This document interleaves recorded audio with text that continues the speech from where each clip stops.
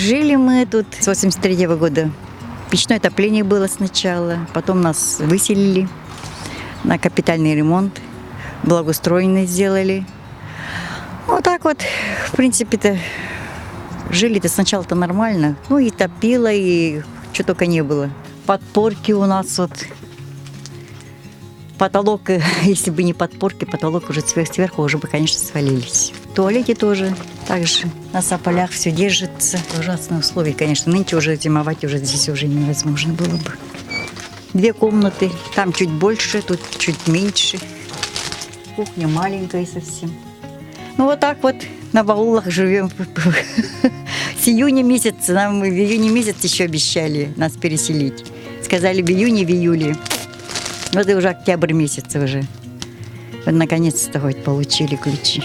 С соседями, конечно, мы очень рады, что все в один дом переехали.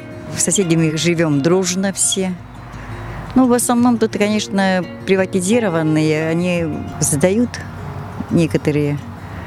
А так вот 2-я квартира у нас, вот мы сколько лет уже вместе а не находимся. жалко вообще вот как-то чувство ностальгии такого? Но уже маленько жалко, конечно. Все-таки сколько лет прожили.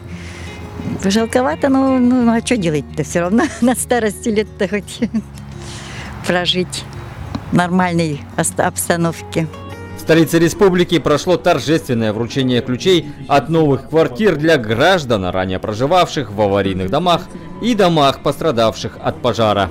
По республиканской адресной программе переселения граждан из аварийного жилья до 2024 года в регионе предстоит расселить свыше 1 миллиона квадратных метров аварийного жилого фонда, что является самым большим показателем по стране.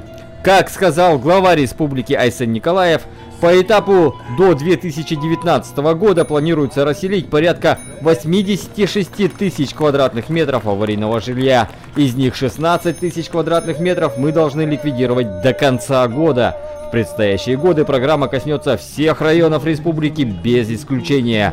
Но на сегодняшний день ее исполнение оценивается как удовлетворительное. Существуют как республиканские, так и в нашем случае муниципальные программы.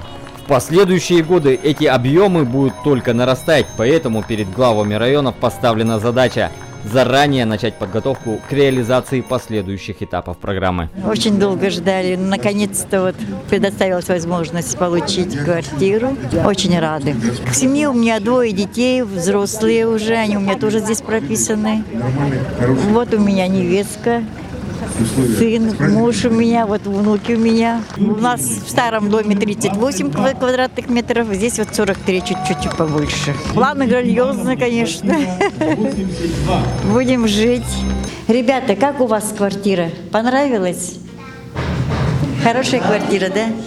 Ну, первое впечатление, конечно, впечатляет. Ничего не скажешь. Комнаты большие. Лучше, чем мы там жили-то, конечно, намного.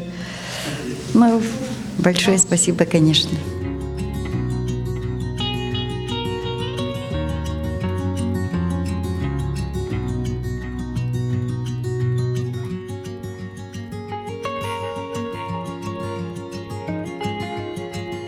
Желаем, чтобы все, кто живет в аварийных домах, быстрее переехали, на нормальных условиях жили, чтобы нормальные условия были у всех.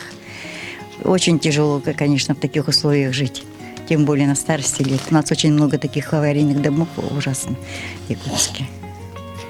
Поэтому всем желаю, чтобы побыстрее, быстрее переехали. Якут, в частности, и республика в целом остается территорией контрастов. В республике рекордное количество ветхих и аварийных домов. Однако, благодаря программе по переселению, ситуация меняется.